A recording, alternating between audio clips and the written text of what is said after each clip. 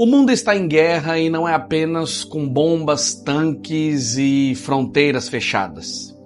Mas está em guerra com palavras, discursos, narrativas prontas para incendiar massas inteiras. O mais assustador não é ver o ódio no rosto das pessoas impiedosas, mas é ver o ódio no rosto dos cristãos.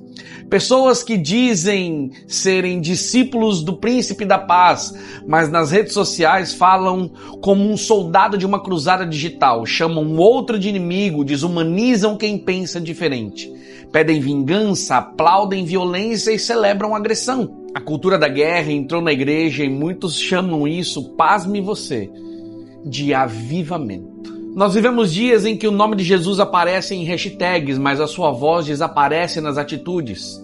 Escondemos nossa fé atrás de bandeiras políticas como se Deus fosse cabo eleitoral. Nós criamos uma espécie de messias partidários e confundimos patriotismo com santidade.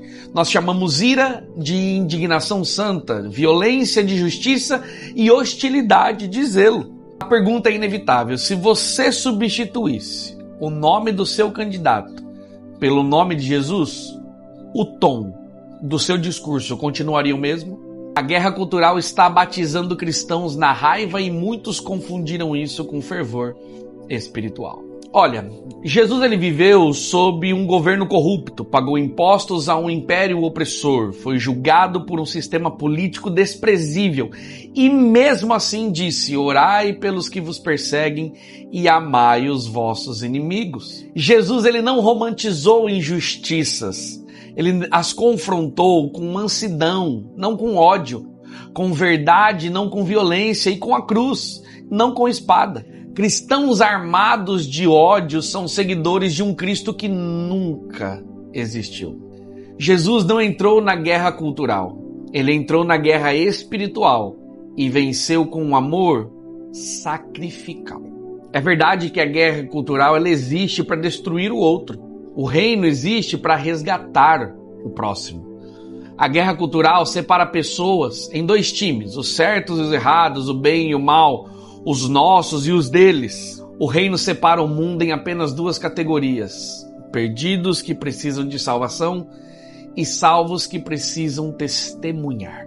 A guerra cultural quer conquistar território, o reino quer conquistar corações. Cristo não chamou você e eu e ninguém para vencer debates, mas ele nos chamou para carregarmos cruzes. Por isso que a polarização revela algo sério. Muitos cristãos estão construindo identidade em ideologia e não em Cristo. É por isso que ficam furiosos, respondem com agressividade e é por isso que atacam. Então, quando Jesus deixa de ser o centro, o ego assume o trono e egos transformados em ídolos são mais perigosos do que qualquer outro exército. Quem confunde fé com política acaba perdendo a fé e se tornando escravo da política. A verdade é que Jesus nunca nos pediu para defendermos a fé usando munição emocional. Ele pediu para defendê-la com amor, caráter, luz, mansidão, sabedoria que vem dele, que vem do alto. Pedro cortou a orelha do soldado e Jesus repreendeu. Hoje muitos cortam o coração do próximo e acham que Jesus está lá em cima aplaudindo. A guerra cultural não é território do coração. O cristão habita o reino. E no reino, a arma é o amor. Cristãos que parecem mais militantes do que discípulos já trocaram o evangelho pelo ego. É diante do caos político, da polarização e do ódio que tomou conta da internet, Cristo não te chama para levantar bandeiras. Ele te chama para levantar a cruz e seguir. A cruz não é símbolo de vingança. Ela para nós é símbolo de reconciliação.